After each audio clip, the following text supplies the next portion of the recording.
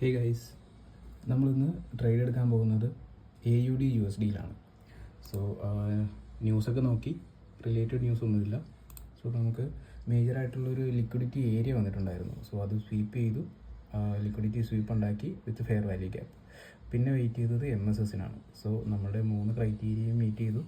ഇനിയിപ്പോൾ വെയിറ്റ് ചെയ്യുവാണ്. ഞാൻ ഓൾറെഡി ഓർഡേഴ്സ് പ്ലേസ് ചെയ്തിട്ടുണ്ട്. സോ ഇവിടെ നമുക്കൊരു ലിക്വിഡിറ്റി പൂളായിട്ട് ആക്ട് ചെയ്യും. ഇവിടെ വന്നൊരു കൺസോൾട്ടേഷൻ കാണിക്കുന്നുണ്ട്. സോ വെയിറ്റിംഗ് ആണ്, റിസൾട്ട് എന്താണെന്ന് നോക്കാം.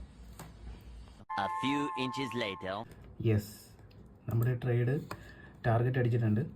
സോ കുറേ നേരം എടുത്തു. ഞാനപ്പോൾ ഈ ചെറിയ ക്യാൻഡിൽ നോക്കിയെന്ന് കഴിഞ്ഞാൽ നമ്മുടെ ഇമോഷൻസ് കറക്റ്റായിട്ട് വർക്ക് ചെയ്യത്തില്ല. ഇപ്പോൾ താഴത്തേക്ക് പോകുന്നത് നമ്മൾ ബാക്ക് ടെസ്റ്റ് ചെയ്യാൻ നേരത്തെ ഒരു ക്യാൻഡിലിൻ്റെ ഫുൾ ഫോമായിട്ടാണ് കാണുന്നത്.